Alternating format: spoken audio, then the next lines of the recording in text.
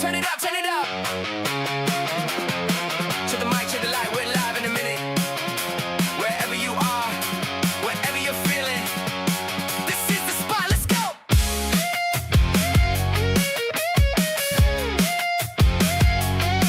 Let's go.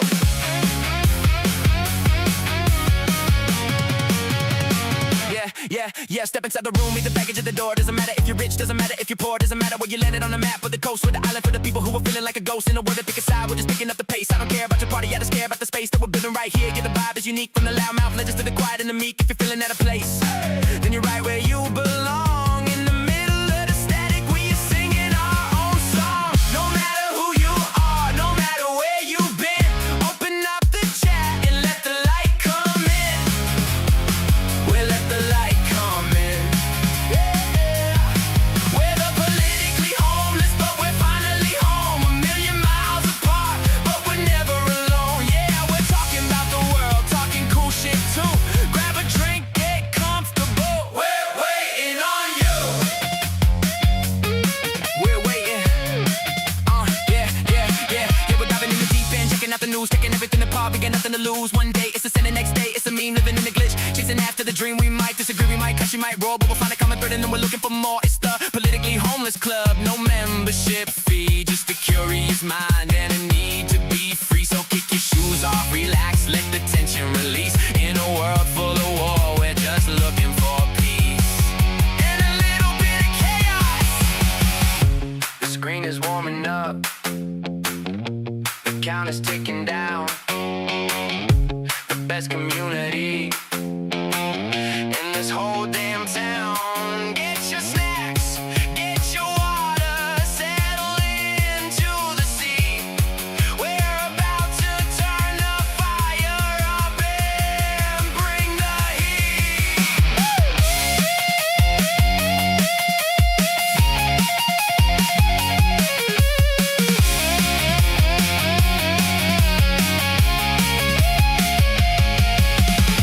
No matter who you are, no matter where you've been, open up the chat and let the light come in.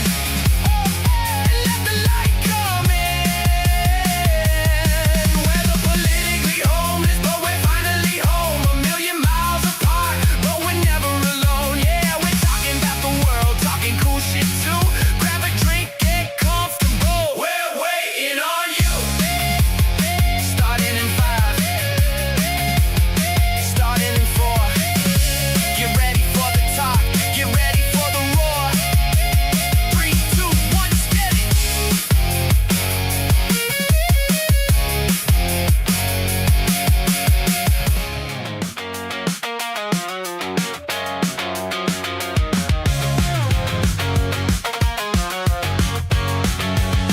Phone down, lights out, monitor glow. Check the notification, yeah, it's time for the show. Got my snacks on the left, caffeine on the right. We're diving in deep, gonna be a long night. The countdown is ticking, it's hitting the 0. Waiting for the play from my digital hero. Refresh the page with the bit rate climb. Everything's ready, yeah, it's go time. Type it in the chat, let the emotes fly.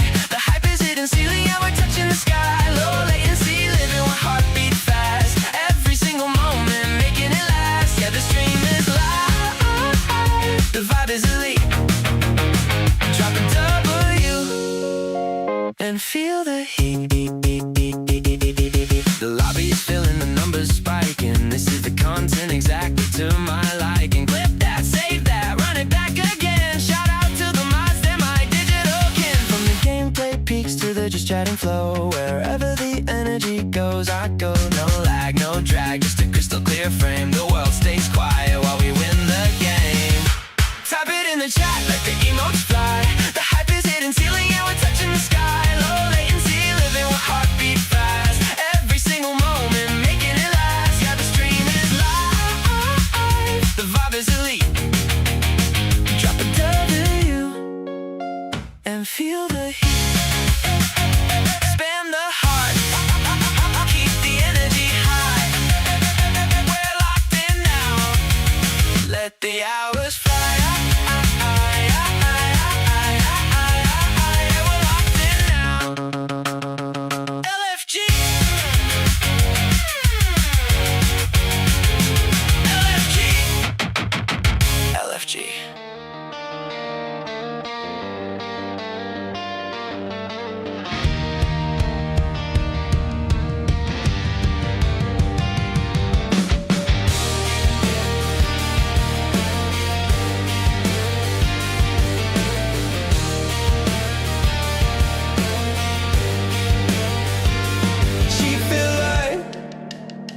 cuts through the dark. 3 glowing screens provide the spark. The tower's humming, heavy and deep. A digital world while the physical sleeps.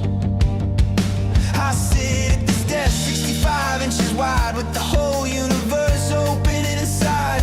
I speak to the mic, I put on a show. I just close my eyes and I'm ready to go. I can go anywhere, I can be anyone. I can chase down the moon, I can swallow the sun. I laugh and I cry, I win and I lose in this carpeted box that I can't help but choose. All right, let's get this thing started. It's an iron cage. Whoa. My sanctuary, my prison, my... It wasn't supposed to stop. Oh, there it goes.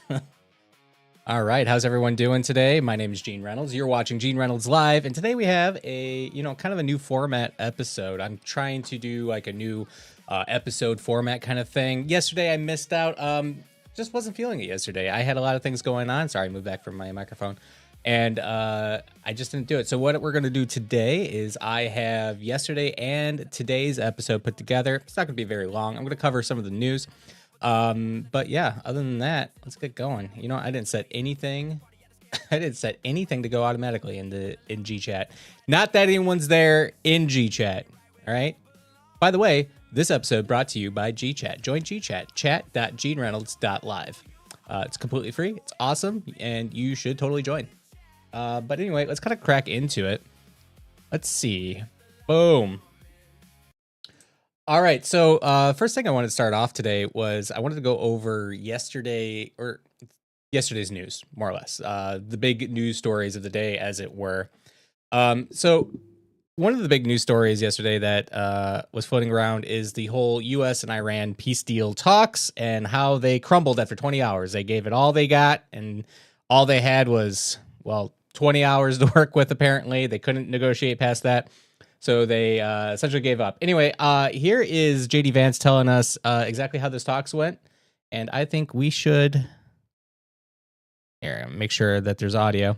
I think we should hear him out. Let's see what he has to say. If this works. It might not. Really? We have been at it now for 21 hours, and we've... 21 hours. I'm sorry. I said 20 hours. I want to make a public retraction. It was 20 hours. Don't say I'm a liar. You can't say I'm a liar. Try my best, guys, gals. We've had a number of substantive discussions with the Iranians. That's the good news. The bad news is that we have not reached an agreement, and I think that's bad news for Iran much more than it's bad news for the United States of America. Of course, because it's Iran who is suffering economically. It's not the United States of America. So super bad news for them. Anyway. America. So we go back to the United States having not come to an agreement. We've made very clear what our red lines are, what things we're willing to accommodate them on, and what things we're not willing to accommodate them on. Keep that in mind. Things that we were willing to accommodate them on and things that we're not willing to accommodate them on. That's going to play a little bit of... It's going to play some... Anyway, I got some surprises for you here in a moment. But JD, as you were saying... And we've made that as clear as we possibly could, and they have chosen not to accept our terms. Damn! I hate it when they don't accept our terms. Questions? Plenty. Sir, Nick Robertson from CNN. I don't know if I want to go into those questions. Actually, maybe we will. Why not? It's an episode. Let's see everything they had to say. What have they rejected here? Can you help us understand it a little bit? Well, I won't go into all the details because I don't want to negotiate in public after we negotiate. I don't want to tell you what wasn't working, because after negotiating for 21 long hours, I don't want to have to come up here and repeat myself. Okay, what am I, the vice president? Good Lord. For 21 hours in private. But the simple fact is that we need to see an affirmative commitment that they will not seek a nuclear weapon, and they will not seek the tools that would enable them to quickly achieve a nuclear weapon. That is the core goal of the President of the United States, and that's what we've tried to achieve through these negotiations. Again, their nuclear program, such as it is, the enrichment facilities that they had before, they've been destroyed. So we've destroyed them. No more nukes, all gone. But now they have to pinky promise that they'll never pursue nukes. But the simple question is, do we see a fundamental commitment of will for the Iranians not to develop a nuclear weapon, not just now, not just 2 years from now, but for the long term? We haven't seen that yet. We hope that we will. Jen. Was there a framework on anything? And also, did the Iranian frozen assets come up, and did you reach any conclusions on those frozen assets? We talked about all those issues, Jen, and we talked about. Okay, I'm kind of bored of this, but let's kind of go back to what he said a moment ago, that ultimately we need a substantive commitment that they're not going to do any kind of nukes, and then we're good. That's essentially that's what I got from that, right? He said Iran has to basically promise no more nukes never again, and everything would be great, right? That's what I heard. Well, let's go to the list of demands here. On the left-hand side is the United States plan, and on the right-hand side is the Iranian government's plan. So, let's do a little bit of a comparison here. I kind of broke it down as best as I could. On the left-hand side, Iran must dismantle its existing nuclear capabilities. That JD said that, so cool. Iran must also commit never to pursue nuclear weapons. Again, number 1 and number 2. So JD told us that point blank. 3, there will be no uranium enrichment on Iranian territory. I don't know if that will ever work, because at the end of the day, uranium enrichment is used for nuclear power plants and all that stuff. So to blanket statement that none, I think that's a non-starter, period.com.org.net. Let's see this. Number 4, Iran must hand its stockpile of some 450 kilograms of uranium enriched to 60% to the International Atomic Energy Agency in the near future in a timetable to be agreed upon. So, what they're saying here is we're guessing they have 450 kilograms of enriched uranium, and they got to hand it over. That might be true. That might not be true. I keep hearing from some very reputable sources that we blew up all their uranium, but apparently they have 450 kilograms of it somewhere. Number 5, the Natanz, Isfahan, and Fordo nuclear facilities must be dismantled. That's probably not going to happen. Maybe, maybe not. Also, if this is a big nuclear thing, why haven't we blown it up? Questions abound. The Atomic Agency and the UN's nuclear watchdog must be granted full access, transparency, and oversight inside of Iran. That's good. I think that's good. Why not? Iran must abandon its regional proxy paradigm. Okay. I don't know what that means. That seems kind of nebulous. 8, Iran must cease the funding, direction, and arming of its regional proxies. So I guess number 8 is Iran can't have any allies and can't supply any allies with anything. I think that's probably a non-starter. Like, if someone told us we couldn't supply our allies with whatever we wanted to supply them with, we would probably tell them to pound sand. And I'm kind of working from like a basis of what we might agree to in a similar circumstance. And some of these things are non-starters, but I think that's just kind of how these negotiations might end up working. Anyway, let's go to number 9. The Strait of Hormuz must remain open and function as a free maritime corridor. Cool. That should be done. Although the word on the street is that Iran wants to continue charging a toll up to $1 a barrel of oil. So you got 1 million barrels of oil on board, your toll is $1 million. And then I'm hearing some whispers one of 2 different ways. Either A, that toll could be paid in cryptocurrency, or the other item we're hearing is in Chinese yuan.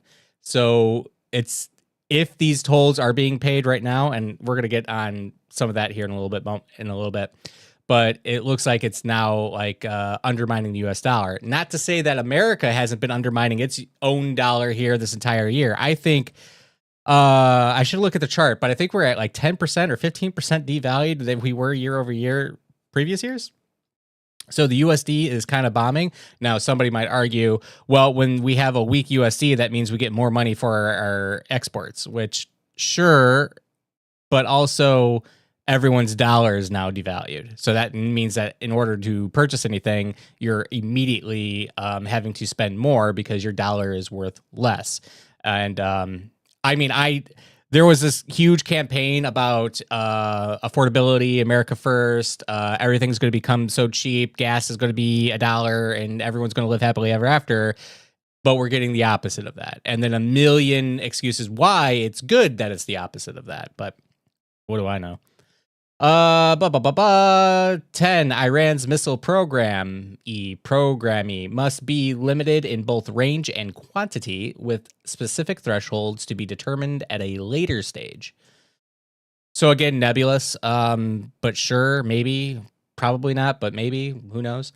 11. Any future use of missiles would be restricted to self-defense.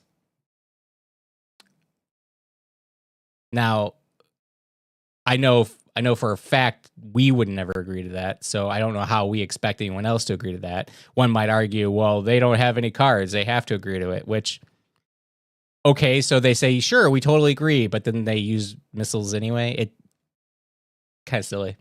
Like, the pinky promise stuff, I think, is a non-starter. Like, if I had to pinky promise something, like, for example, the United States pinky promised Ukraine that we would give them security guarantees if they gave up all their nukes. Meanwhile, Russia's now invaded Ukraine, and guess what? America's, we're selling them weapons, but that's not a security guarantee. And furthermore, like, we've lifted sanctions up off of Russia, and we're in the quagmire we're in today, or rather, that whole quagmire exists as it does today because, well, Trump's decided that we just aren't supporting Ukraine democracy. We're letting Putin do what he wants to do. We're making a few bucks. I don't know. It's insanity. Anyway, insane. What else do we got here? Iran would receive. Okay, yeah. So 12. Iran would receive a full lifting of sanctions imposed by the international community. That's pretty good for Iran. The U.S. would assist Iran in advancing its civilian nuclear program, including electricity generation at the Bushehr nuclear plant. Sounds great. 14. The so-called snapback mechanism, which allows for the automatic reimposition of sanctions if Iran fails to comply, would be removed. So America wanted that, I guess. Interesting. What did the Iranians say for their 10-point plan? An American guarantee of non-aggression with Iran. They could probably get that. Iran maintains control of the Strait of Hormuz. I think that's kind of hard to dispute either which way you slice it. Ending the regional war on all fronts, including against Iran's ally Hezbollah in Lebanon. That's probably a non-starter. I would imagine that Israel would have a lot to say about that, although I don't know why America would even entertain any kind of action on Lebanon regardless. Anyway, moving forward, withdrawal of U.S. combat forces from all bases and positions in the region. America probably, I define region. I think that's going to be the big item here is, what do you mean when you talk about region? Anyway, let's go forward. Reparations to Iran for war damages. That's an interesting one. It's kind of indisputable that America absolutely bombed some things that they should not have bombed. So we're going to have to find out, or not find out, but there's probably legitimacy to some sort of reparations. I don't know how far that would go. Acceptance of Iran's right to nuclear enrichment. I think at this stage in the game, like, every country is going to do it regardless. So, especially any country with the means. Iran is a country of 93 or so million people. They have the means. Sure, their economy is not what, like a modern Western economy is today, but at the same time, it's still a modern economy, and 93 million people is a third of America. So, or a little less than a third of America, but at the end of the day, it's a lot of people. That even it commands a lot of economic strength. That's all I'm going to say. What do we got here? Lifting all primary sanctions on Iran and lifting all secondary sanctions on Iran I don't know how far America would go to agree to any of that. Termination of all resolutions against Iran by the Board of Governors of the International. So basically, the nuclear agency, they want all the resolutions against Iran to be terminated. Probably wouldn't happen. And termination of all United Nations Security Council resolutions against Iran probably again wouldn't happen without significant reformations within inside Iran. But so there's the two lists. From what JD said moments ago, it's sounding like that America's pretty staunch on the first three items here. Dismantle its nuclear capabilities, pinky promise never to use nukes or build them or whatever, and then no uranium enrichment. I'm not sure. The pinky promise stuff, like I said, it's not actionable because at the end of the day, it's a pinky promise, and countries, good or bad, nice or evil, are going to do what these countries are going to do. My entire argument with the whole nuclear thing, like, we're at war with Iran because, well, they can't have a nuclear weapon. They're going to, like, they've threatened to, death to America. Well, okay, there's a lot of countries who do that. And, like, for example, North Korea. North Korea's got several intercontinental ballistic missiles, and I'm not sure their exact nuclear capability, but they have them. But at the end of the day, where do those nukes live? They live in their silos. They live underground. You know why? Because using one of those is a guaranteed way of making sure that your country becomes glass. Because at the end of the day, mutually assured destruction is rewind. It's a deterrent. Nuclear weapons are a deterrent because as soon as you use them, you're dead, period. No one wins in a nuclear war. Nobody wins. So why do nukes stay in their silos? Because if you use it, you're dead. That's just how that works.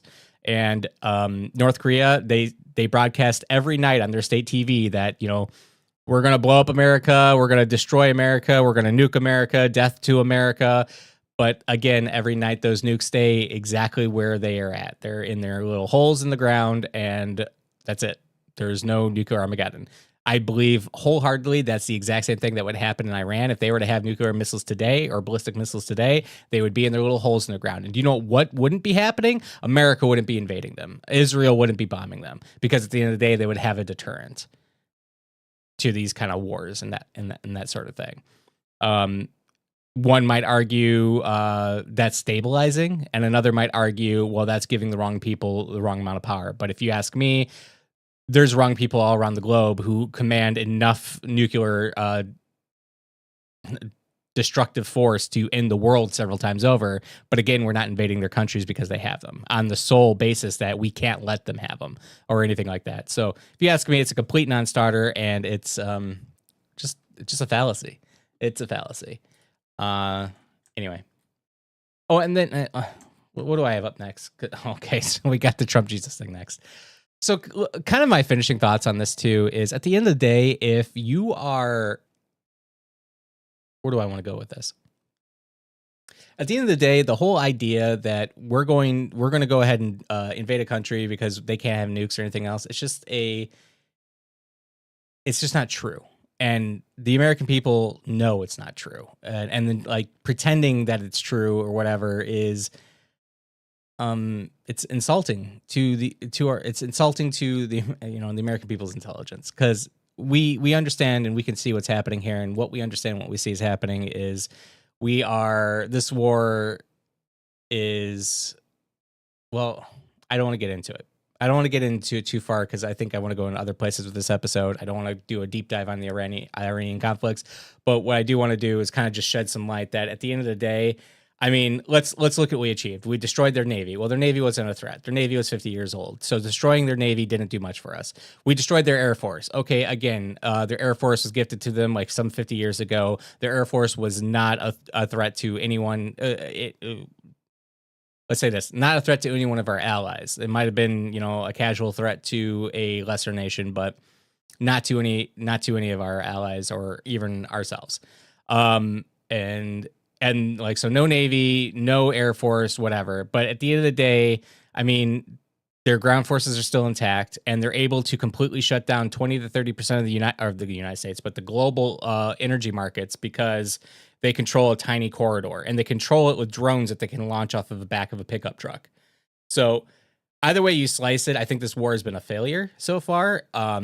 every single promise that Trump made in his campaign has been completely erased, undone, and then flipped on its head.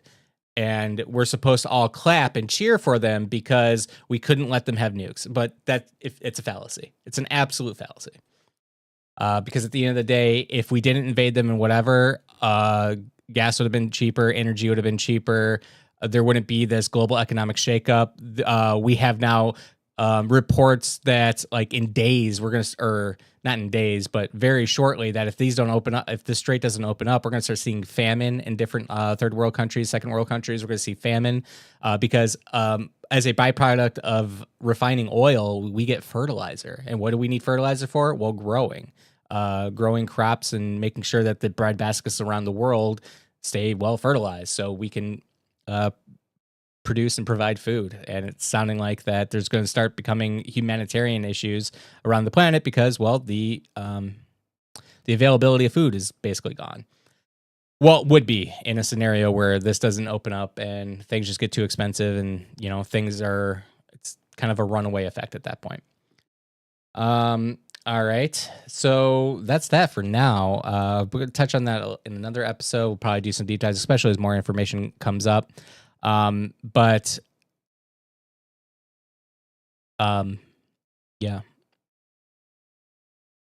I have like a lot of more thoughts, but I'm stopping myself because I don't got time. Don't have the time. Got to do other stuff. Got to talk about other things. For example, yes, you saw it. Trump Jesus. So Trump Jesus here. Again, this is more headlines from yesterday, and I know this has been beat to hell, but at the end of the day, like I was telling a friend today that growing up, I grew up in the church. Growing up, they tell you, the Antichrist is real. He's going to command a lot of charisma. He's going to be able to, like, a lot of people aren't going to understand or recognize the Antichrist, and we have to be vigilant because he's going to be, somebody of great charisma, somebody of great passion, somebody that a lot of people are going to flock towards, and all this other stuff. I'm not saying that Trump is the Antichrist. I'm just saying, how did the Christians get this so wrong, though?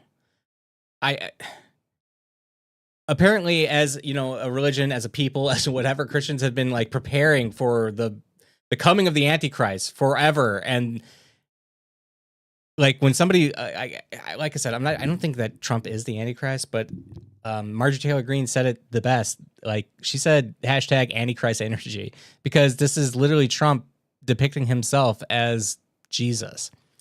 Now Trump goes on the television and says, "No, I thought I was a doctor." It's horseshit. He didn't think he was a doctor. He didn't think that this was anything other than himself portraying himself as Jesus, as some kind of biblical figure. It's hilarious. Anyway, so we had some replies from some organizations that I wanted to look into. So the Knights Templar International. So breaking, the Knights Templar Order and its ruling council demand that this offensive and blasphemous image be removed forthwith. That's how you know they're serious. When they use words like forthwith, you know they're serious. Anyway, we supported President Trump in 2016, 2024.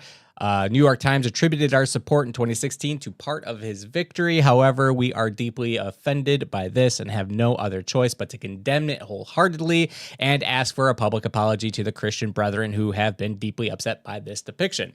We respectfully remind President Trump of the Bible scripture found in Galatians 6:7. God will not be mocked. Well, apparently he can be. So for those who might not know, who are the Modern Knights Templar International? Well, it's an organization generally operate as a nonprofit, ecumenical Christians or chivalric orders. Basically, they it's a modern day Christian organization. I don't know what else to tell you. they're like, their whole idea is that they're lineage from the medieval knights and all that other stuff. But it is what it is. 1 second. Got a message. Okay. Moving forward. So I mean, I started this whole section off with kind of going into like, hey, what's going on in Christians? Weren't you kind of prepared for, this kind of stuff? Well, I'm using a lot of blanket statements, but at the end of the day, a lot of people recognize it for exactly what it was, which is blasphemy. It's mocking, it's making fun of a religion. It's everything that Everything that Trump claims he's not, he's doing. So anyway, these are comments left on this image on Truth Social itself. So Joe88, yep, and I'm officially 100% done with you at this point. Mocking our Lord and Savior Jesus Christ is beyond ridiculous at this point and blasphemy. I cannot believe I voted for you 3 times.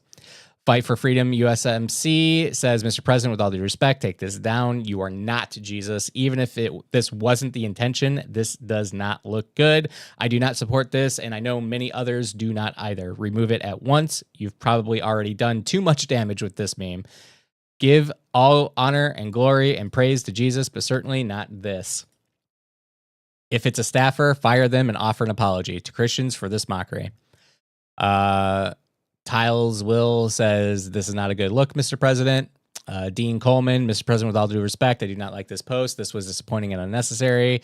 And it goes on and on and on and on and on. And then we have some of the sycophants coming out, like Riley Gaines. Now, for those who don't know, Riley Gaines was a competitive swimmer. I don't think she is anymore. She tied for 5th place. And if she didn't tie for 5th place, she would have been in 5th place. But she's now become a major MAGA talking head because she was mean to trans people. And that's just something they seem to like. And at the end of the day, she says, why? Seriously, I cannot understand why he'd post this. Is he looking for a response? Does he actually think this? Either way, 2 things are true. A little humility would serve him well, which holy hell would it. If Trump could just go, oh my God, my bad. I shouldn't have done that. Oops, bump. I shouldn't have done that. That would go very, very far. And then she says, the other thing that's true is God shall not be mocked, which, sure. Here's the thing.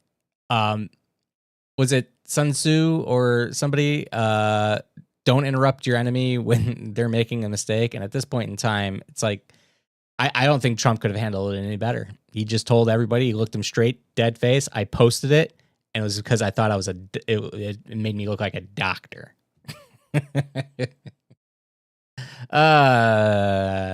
Beanie Pool says, Trump's like, I guess I'll go out with a bang. Tim's kind of like on this ironic arc. He's like, I don't know if you watched Tim Pool, if you watched any of his recent episodes or basically his current arc, he's basically blaming the internet for being too stupid to understand him. And which is pretty cool. When your whole shtick is like informing and educating, but also everyone's too dumb to understand my memes is pretty funny. But anyway, so that's Tim Pool.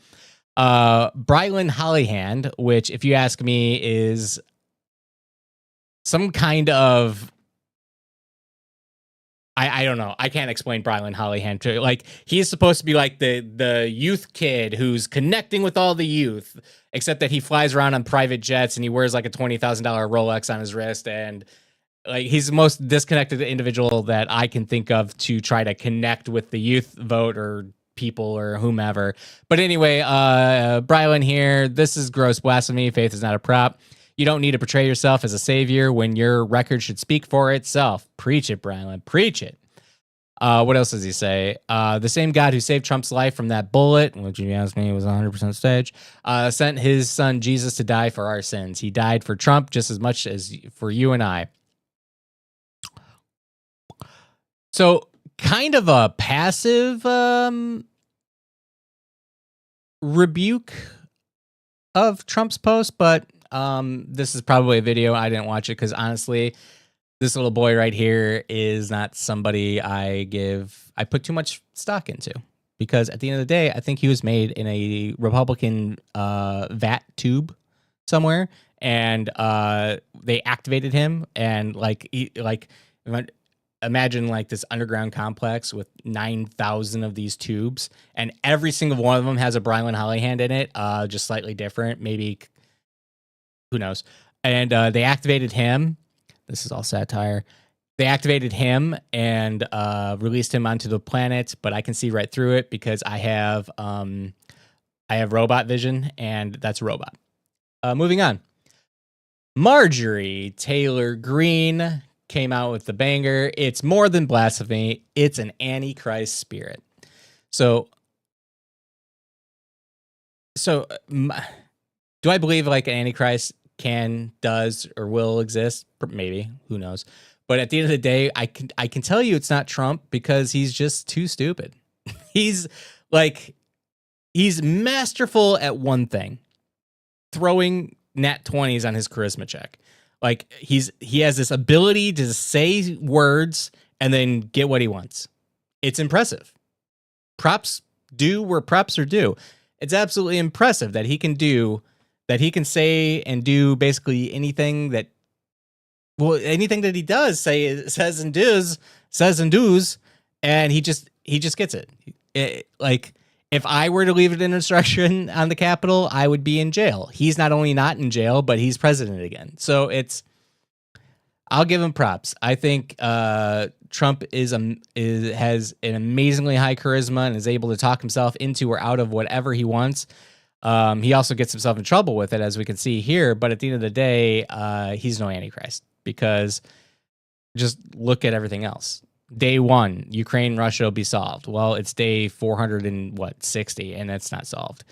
Day 1, prices are going to be flatlined. Awesome, perfect. Groceries are going to be so affordable. Energy is going to be so affordable. He literally said, mark my words, within the first year, your energy bills will be cut in half. He literally told that to the camera. Mark my words. I wish I had the clip. I'd play right now. Your energy bills will be cut in half. Well, I think they're like, on average, 20% or so higher. In fact, I have a nice chart we're going to talk about and show later, but at the end of the day, no, they're not cut in half. Moving on.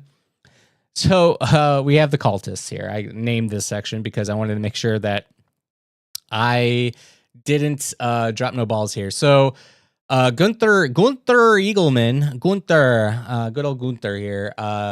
President Trump just posted this powerful painting on Truth Social. It's not AI. It's not an AI generation. It's not a meme. It's a painting. Trump stands radiant in red robe, laying hands on a sick man while surrounded by American symbols, the flag, eagles, fighter jets, the Statue of Liberty, and demons in the sky, and everyday heroes. It's just, I added a little bit there. I didn't read it 100%, so you'll have to forgive me a little bit, but come on, it's not, it's just, it's funny. So who's Gunther Eagleman? He has the best takes. For example, on June 16, 2025, just in, President Trump's administration tells allies it will not get involved in war against Iran unless Iran attacks Americans, not our war. And then, like 5 days later, June 22nd, 2025, I stand with Trump. I trust Trump. He made the right call. It's just funny. I believe that's when we decided to bomb Iran's nuclear capabilities the first time, which worked out very well, which is why we are not at war. Oh, we are. Anyway, Jack Posobiec. So Jack Posobiec's interesting. So remember a little bit ago when like Trump told that one reporter, like, you never smile. Like, you never smile. I can't do it, Trump. Like, why don't you ever smile? Why don't you smile? She never smiles. Can't do Trump at all. But anyway, I always thought that was pretty funny because at the end of the day, Jack Posobiec, he never smiles either. You can watch him on Piers Morgan. You can watch him on his own show. You can watch him in an interview. You can watch him anywhere on the internet, wherever on the internet. And one thing is common. The one thing is always constant. Not common, constant. I guess similar words. Anyway, one thing is always constant is he never smiles. Why? But no one gets on his case for it because he's not a woman. Anyway, I didn't say that. Trump probably did. So anyway, Jack here, old Jackie boy says, and then we all crashed out because Trump posted a meme. Like he's trying to, oh, it's just a meme, guys. It's just a joke. You know, that kind of stuff. Except that Jack has previously called pictures depicting people as Jesus as blasphemous, most notably George Floyd, because the whole George Floyd thing, well, somebody AI imaged him as Jesus or something, and old Jackie boy here said, oh, that's blasphemy. That's blasphemy. Because, you know, he's not a white billionaire. So the X.com account, ThisU, kind of tagged him. Just what I was saying. So Jack Posobiec said this was blasphemous on a comment about paintings depicting George Floyd as Jesus Christ hang in both the Catholic University of America's campus ministry office and its law school students say. So, of course, 5 years ago, this was blasphemy, according to Jack. But today, the president of the United States posting an image of him as Jesus, no blasphemy. It's fine. It's a meme, guys. Relax. Relax. Everyone here is just too reactionary, okay? Just relax. What does Jack sound like? I can't believe. He kind of got that Ben Stein. Ben Stein? Yeah, that Ben Stein? I think that's right. Anyway, guys, and then we all crashed out because Trump posted a meme. It's completely unserious. No. Bad. All right, moving on. I don't even know where I'm at yet. Oh, more of the cultists. Yeah, 100%. Trump culties. So SNL mocks Trump tariff and sketch featuring Jesus. Stock market died, then it was risen. So we have Gina Milan here. SNL mocking Jesus Christ right before problem solved. Absolutely disgusting. Though sadly not surprising, Hollywood has gone full-blown demonic. At this point, it's clear who they really worship. Pretty intense verbiage and languages happening from good old Gina here. Anyway, Trump posts some mocking bullshit, and she's like, it's a fucking meme. Shut the hell up. You're clearly too dense to comprehend what the picture is depicting. Spare me your fake outrage bullshit. Remember, Hollywood has gone full-blown demonic.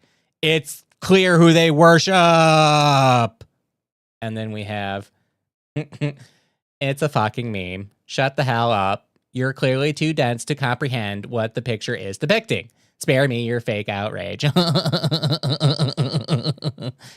Cultists is what they are. MAGA Voice had some banger takes. So I remember. I posted MAGA Voice here because MAGA Voice has all of these really awesome takes. But what people don't understand is MAGA Voice is literally a Russian account. So the Make America Great Again MAGA Voice account, Russian. But let's see what they got. Let's see what they got for us. Okay, they're just Russians, right? Breaking, whoop, whoop, Israel has started their attack on Iran. We can thank Kamala Harris for another war. None of this would have happened under Trump. Qatar said it reserves the right to respond to Iran's attack. Fuck around, find out. I stand with President Trump. He's got this. The American military is the most powerful force the world has ever seen or witnessed. Pray for their heroes. All in response to this Iran war that Trump started. Well, got dragged into. I don't think Trump gives a shit. I think there was like a couple guys in a room. In fact, we're going to hear about this in a little bit. There's a couple guys in the room. Was like, hey, so Trump, we should totally like bomb Iran, giggles. And you can only win. This is only good for you. And Trump is like, yeah, that makes sense. Let's do that. 1 second, I got some message.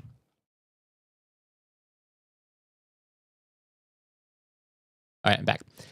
Yeah, so MAGA Voice, not a great, or actually some banger takes, If you want to know what to believe, read MAGA Voice and then believe the opposite. You'll be on the straight and narrow. Anything MAGA Voice says, believe the opposite. You are 100% in the correct then. Good rule of thumb. Maybe not 100% of the time, but probably 99.9994% of the time. Where are we going? All right, so a lot of the internet, DoorDash grandma, she is precious.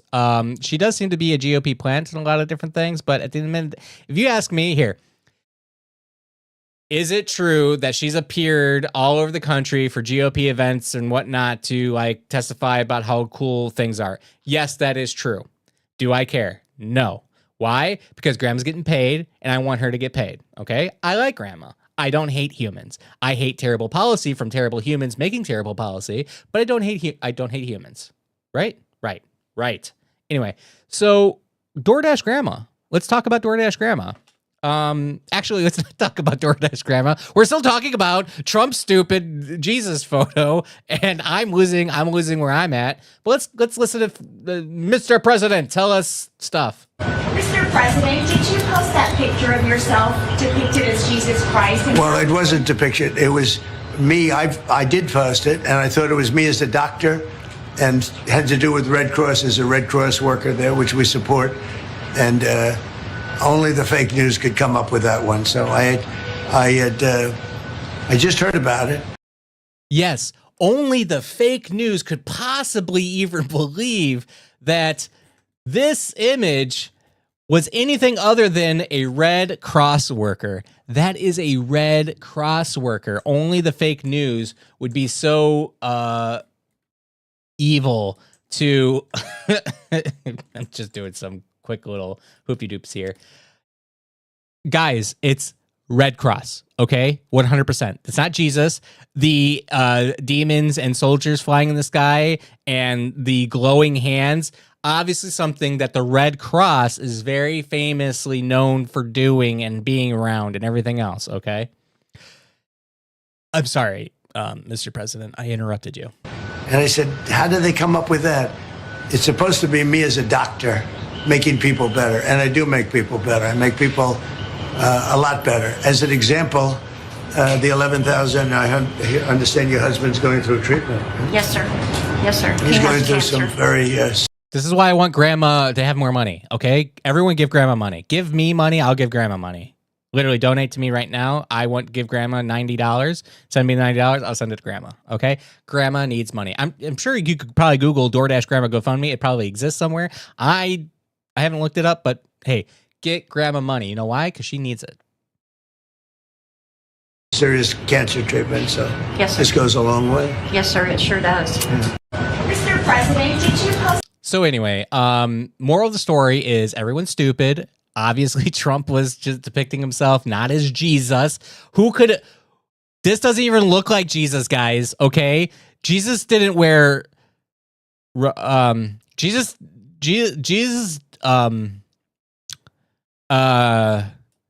It's a doctor, okay? Obviously. So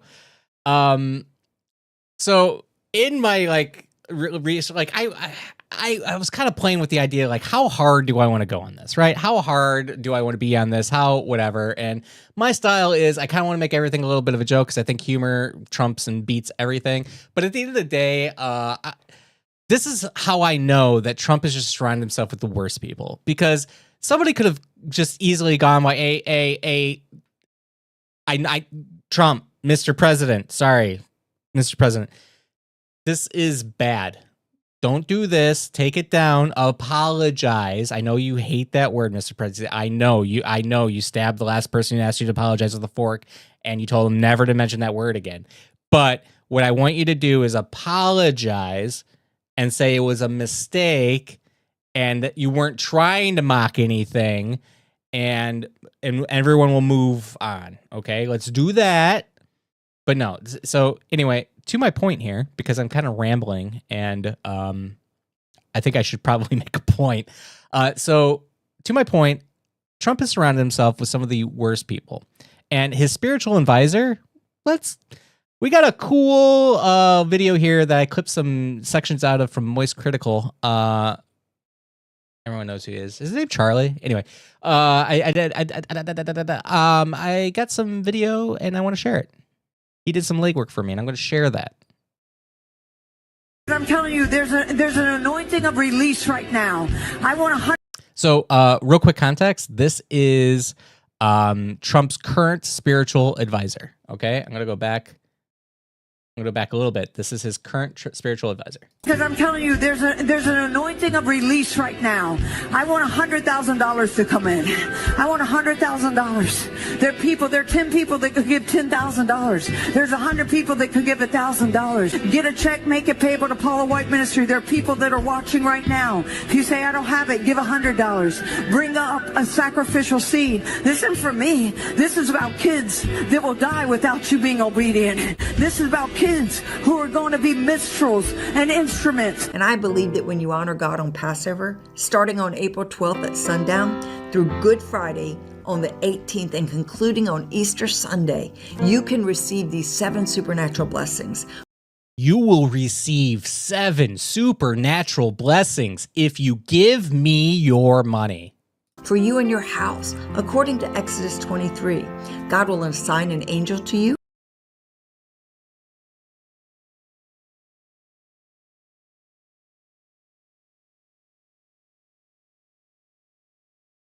Continue. He'll be an enemy to your enemies. I like that one. I like that one. Christians do this thing where they pretend that God is always on their side. Like them and God, but they never think about like so like if I didn't like my neighbor, like my literal neighbor, let's say that they're a Christian and everything else, and they believe that God's on their side and everything else. And this person here, let's say that my neighbor paid Mother Teresa here, I forget, I don't know her name. I can't remember her name. I just had it in her head. Anyway, long story. Paid her $1,000 for the be an enemy to your enemies thing. So now God doesn't love me because my neighbor gave you money? Could be. I don't know. He'll give you prosperity. He'll take sickness away from you. He will give you long life.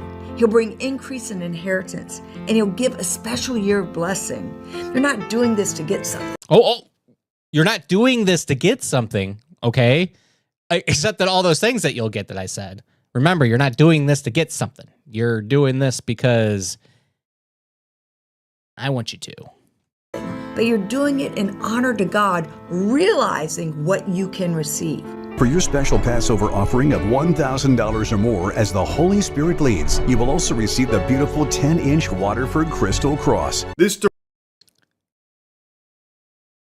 I mean, his video kind of sums it up too. I'll post the link. But at the end of the day, yeah, this is what we're seeing. We're seeing that his spiritual advisors seem to be Correctly. I don't know what else I could say. I think it's pretty obvious. There's a goal here. And then when it comes down, it's a grift is what it is. So to sum it up nicely in a nice little funnel here, it just comes down to it's a grift. It's not real. These spiritual advisors are not advising anything spiritually. They're putting on a show. Excuse me. They're putting on a fantastic show. But what they're not doing is they're not advising any kind of spirituality. What has come out of the White House that you have gone, oh, that's the hand of God. That's Jesus. That's everything. Nothing. What you see, no, stop. Come back. What you see, and I'm going to get a little bit upset right here. What you see is performative bullshit. You see them praying before everything, and then they use that momentum, and then they stomp on everyone else. It's all performative. Like you'll see, like in our rotunda, we did our prayer session and everything else, and it was all prayer. Meanwhile, Trump, God's chosen one, is threatening to annihilate entire civilizations. No. Well, you gotta be tough. That's not tough. That's idiotic. If you come at me with, hey, I'm going to annihilate your entire family, well, I'm gonna be like, okay, great. I'm going to make sure that you can't get anywhere near me, and I'm going to shut down anything beneficial that I was offering before, and I'm just going to kind of close up and go into my little turtle shell, because I now have to defend myself against you, who said that you're going to annihilate my entire family. I mean, that's not how you negotiate.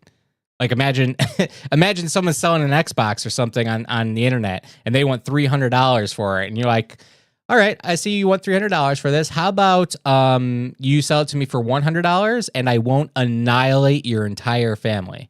You're going to get blocked. No one engages seriously with that kind of bullshit. So anyway, we have more videos to cover about the spiritual advisors. Take it away. Saying no to God. And I won't do that. The truth. So real quick, because I don't think you caught that. She says she'll never say no to the president because saying no to the president would be saying no to God.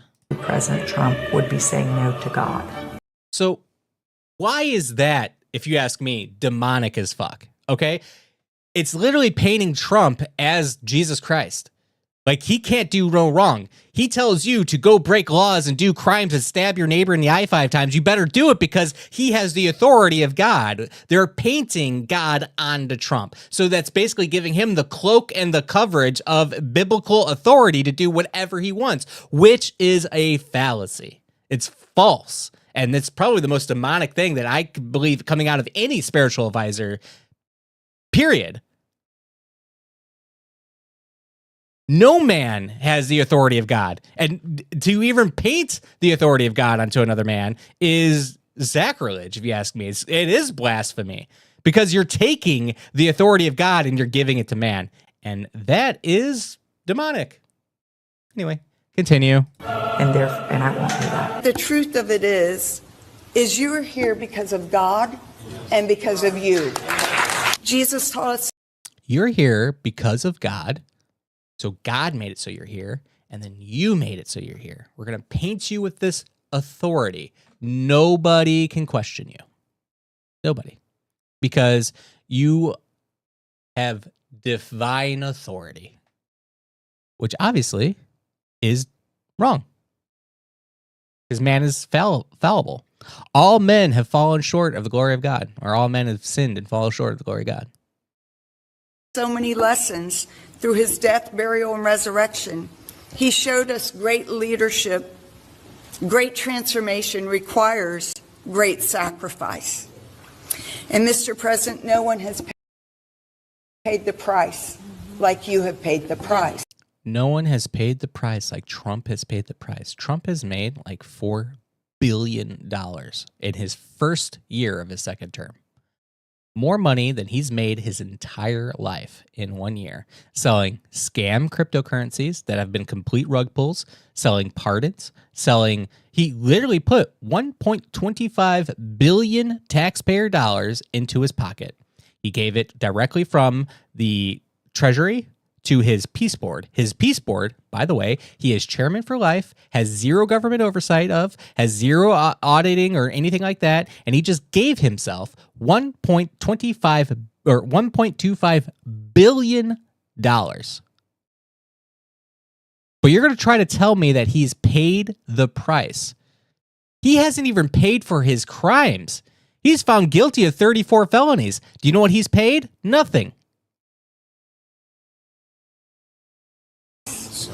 It almost cost you your life. The Butler, Pennsylvania thing, has anyone seen any information come out of that? No, they killed the kid, so it's over? Nothing else to look into? Why wasn't there a blowback spray pattern of blood from his ear? If a bullet hit that, that's what would have happened. Why were there...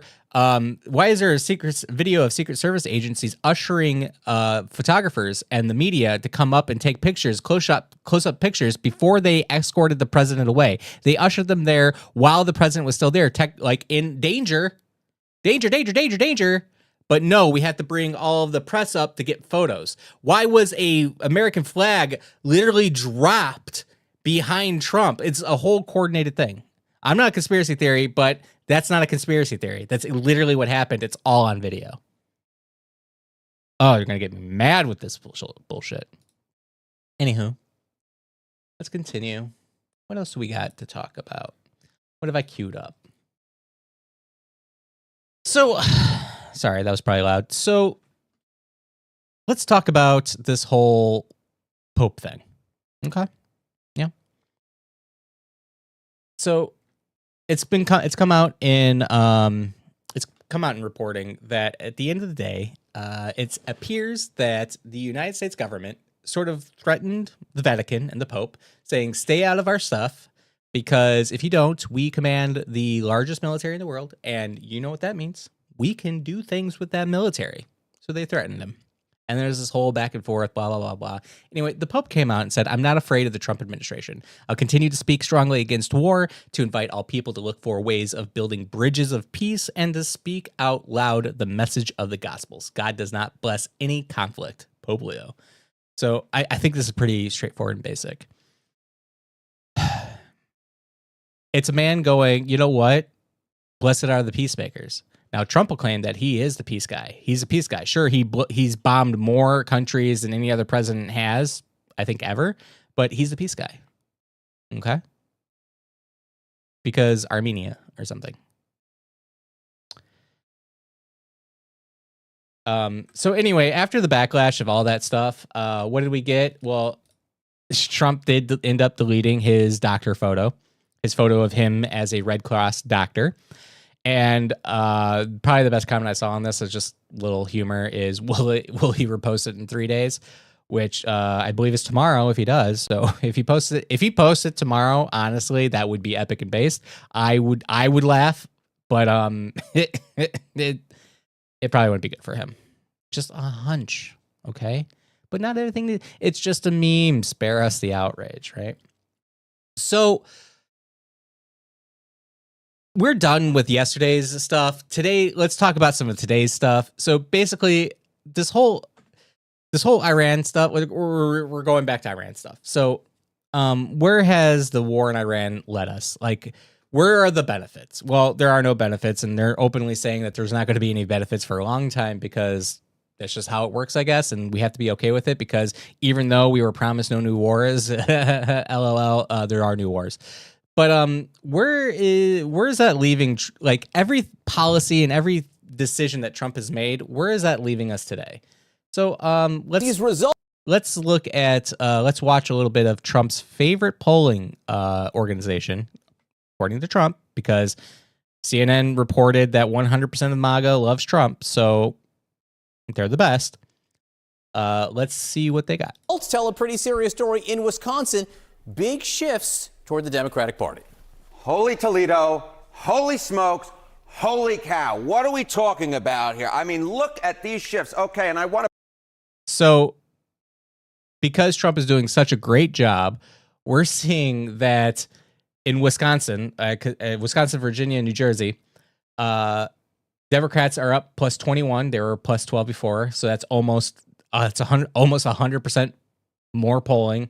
In Virginia, they're up 10 points. They were up 4 points in the previous cycle. Now they're up 10 points. Again, more than 100% better. And in New Jersey, they were up about 1 point. Now they're up 8 points. So I think this is for Supreme Court and governor races. So Trump's policies seem to be doing really well for the Republican Party. Put this into historical perspective for you. Dems, liberal, exceeding the previous presidential vote. So in 2025, 2026 cycle, we're talking about exceeding Kamala Harris. Look at this. We're talking about exceeding Kamala Harris, the liberal candidate did, by 21 points. 21 points. And this is part of a pattern, right, in Virginia. So there's those three states.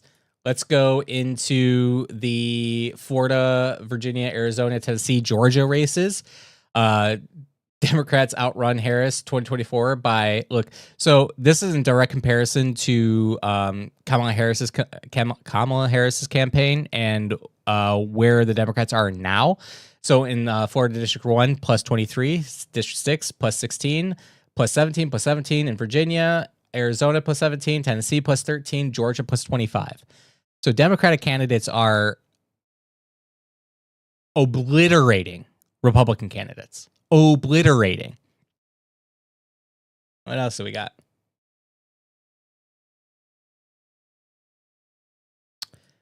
Anything interesting?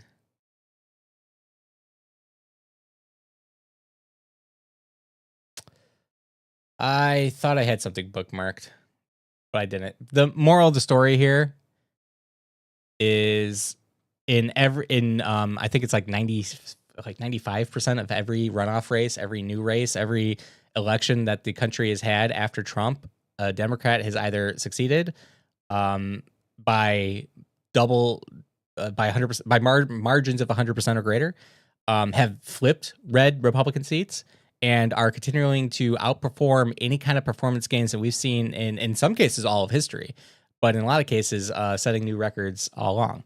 I'm an independent voter myself. I can't, there's probably two Republicans that I deeply respect, but any Trump Republican, it needs, if you ask me, any Trump sycophant needs to be just canceled. Because at this point in time, their loyalty is to a single man, not to a country, or not to their state, or not to their constituency.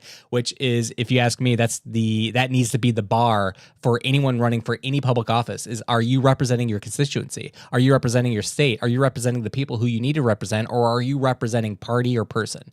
And that one person being the president. Because if you ask me, Trump doesn't even represent Republicanism or even the Republican Party. He represents and only represents Donald Trump. He doesn't give a creamy or solid shit about anyone but himself. And that's being proven every single day.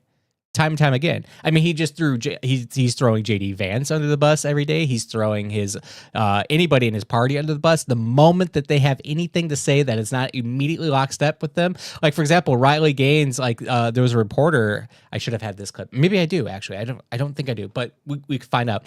But Riley Gaines literally said to Trump, or in an interview or whatever, oh no, it was I remember now. A news reporter asked Trump, if he had any comments on Riley Gaines saying something about him not having to post or shouldn't have been post the Jesus doctor image, right? And Trump basically responded to the reporter saying, I don't even like Riley Gaines.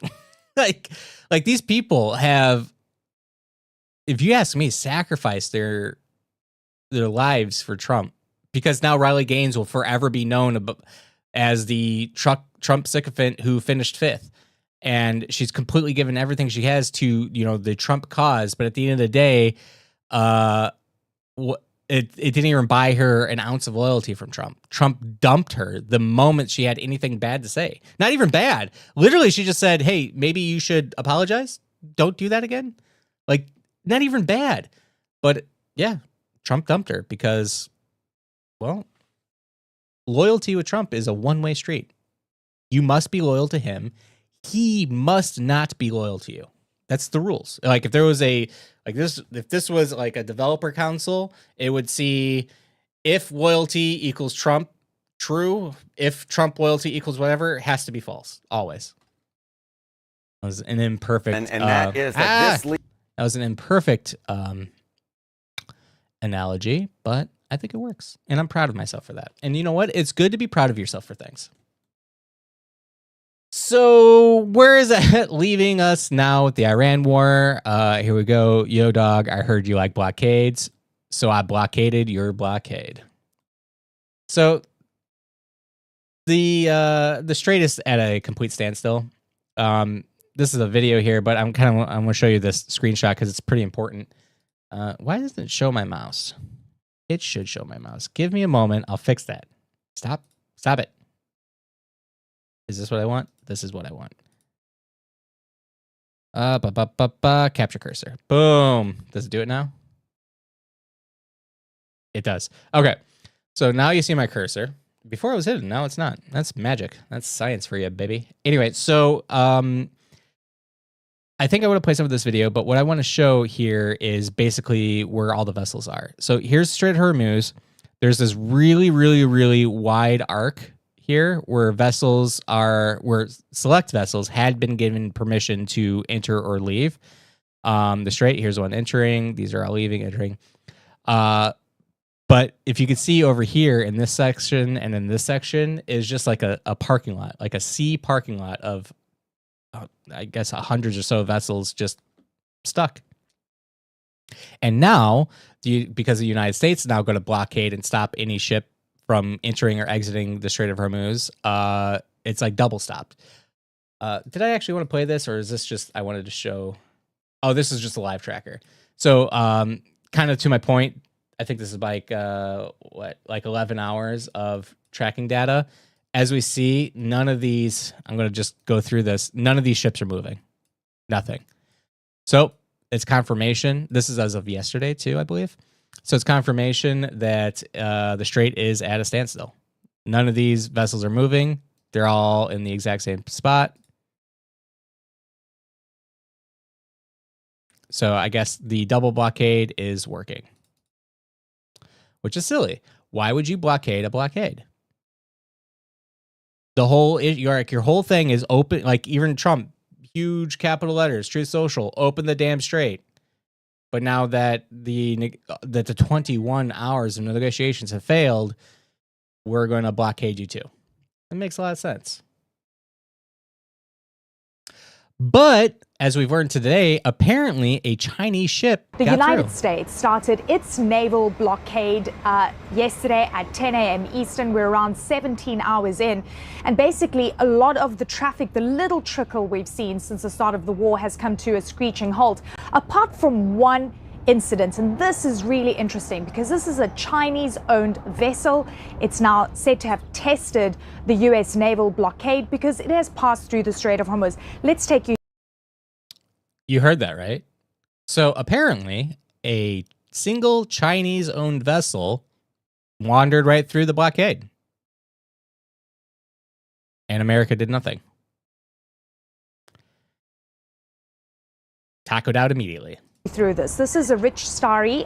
This is a tanker said to be carrying methanol. It started moving from Sharjah here in the UAE. Remember, a lot of these vessels turn off the AIS transponder, so you don't really know the origin of which port that they moved from. Starting to move towards Keshem and Larak Islands, then, starts aborting mission, moves back, and then starts to take that route once again, passing through the strait in the early hours of this morning. Now, this is a tanker that has been sanctioned since March 2023 by the U.S. So there you have it. Not only was it a sanctioned vessel, but Iran let it through and America let it through. Why is that? Well, we didn't hear much about it. So let's kind of talk about the economic impacts of this whole blockade.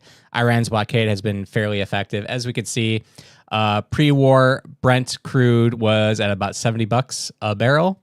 At the height of this, we saw a 57% increase at $110 a barrel. And now we're currently sitting at around $92 a barrel. If we look at the national gas averages, compared to a year ago, there are $3.18 on average. And we're showing, as of today, it's a 30% increase in the price of a gallon of gasoline. As of a month ago to today, we're seeing a 12% increase. So month over month, we're seeing an increase, and year over year, we're seeing a huge increase. Excuse me, had a little bit of a burpee there. The real loser, as far as the price is concerned, is diesel gas. Diesel went from $3.50 last year up to $5.65. So, of course, what does that immediately impact? That immediately impacts anything that you buy that had to be shipped, which is probably 99% of everything that you consume. And then just from last month to this month, we're seeing a 14% increase. Diesel prices have taken a higher increase, a higher hit from these higher gas prices. It's not exactly what I wanted to say, but it's close enough. So let's look at the CPI. So this is a consumer price index of the price movements, because I had a question in my head of what is this all affecting? And the big losers are energy, of course.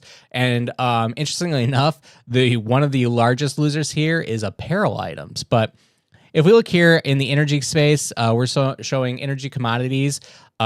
This in March alone went up 21.3%, and the adjusted 12-month average so far is 19.4%. So energy commodities alone, that's gasoline, that's fuel, that's any kind of energy commodity that's traded, has gone up 20% on average. What we're seeing is gasoline is up 19%, 18.9%, and that fuel oil itself had risen by 44.2%. We saw that in the previous graphs over there. And we're seeing that the energy services like electricity or utilities, pipe gas, they're up just as a baseline. They're up 4.6%, 6.4% overall. And we're seeing huge local increases too. For example, like in Indiana, my utility provider, NIPSCO, we saw that their rates actually, they built in like an 18-something% rate increase. And there's rumors of even more rate increases and more utility cost pass downs to customers. It's insanity.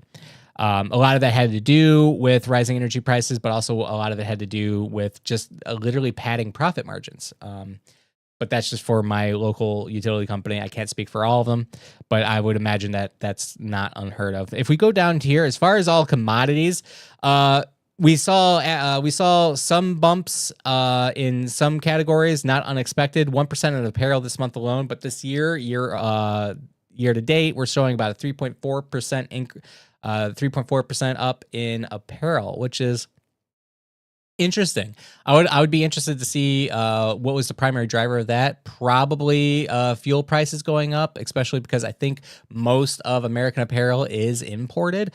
I don't have the data on that right now, so I can't prove it or confirm or deny, but I would imagine that that's probably a leading driver up that.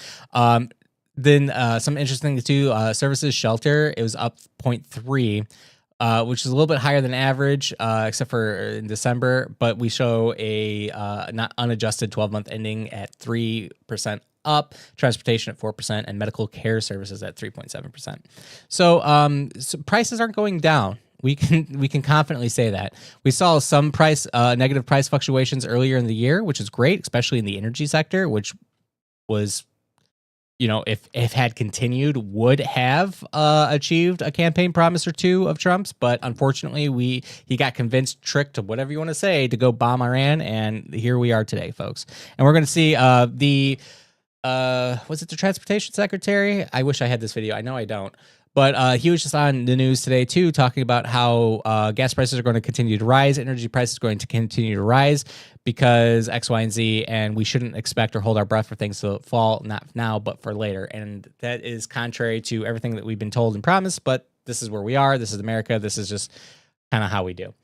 So, yeah, that's actually the episode I have for you guys today. As I get better at this, let's just be honest. Let's have some real talk, okay? As I get better at this, I'm going to format the show a little bit differently. I'll be able to provide better takes, more information, better breakdowns. I am working too, so as I pull together these shows and episodes, I'm doing my work. I'm trying to, just get by. If you could do me a huge favor and subscribe to my channel, if you like my content, please leave a comment. Let me know what I did good, what I did wrong, what I did bad, what you hated, what you loved. I don't care. Send me anything. And I would love to hear from you. We do have our own chat platform. It's chat.genereynolds.live, chat.genereynolds.live. Please check us out there. I'm trying to build a community. I am a developer, so I built this chat platform to try to develop a community where, it's not only safe, but it's productive, and it's kind of like my own little in-home chat thing where you can join on any device, computer, PC. Those are the same thing. Your cell phone, whatever have you. And yeah, I just want to build a community here because I'm not a Republican. I'm not a Democrat. I am an independent voter. I think parties can be toxic, and swearing allegiance to any one of them is kind of anti-American, if you ask me. Because at the end of the day, I think we should be creating a world or country. Let's just start there. Creating a country that works for us, the people. And sometimes one party does more than the other party, but not over the history of time. No party has been committed to it wholeheartedly. So sometimes things have to fluctuate. Sometimes things have to bend and break a little bit. But whatever your reason for whatever party or non-party that you're in, don't worry. We're all politically homeless at the end, and we need to find homes in ourselves. Community. That was sappy. Anyway, so yeah, if you can, please like and subscribe to this video. If you like and subscribe it, hit the thumbs up. It really helps the channel. And I hope to see you in the next one. Hit that bell. It'll tell you when we're live. Also, join the chat thing because I post there too. Yeah. All right. Well, I hope you found some value in this. And until next time, we'll catch you later. I don't have an end screen. Should I have an end screen? I don't know. These are questions for a smarter, less handsome man. Thanks for tuning in. We'll catch you next time. All right. Bye.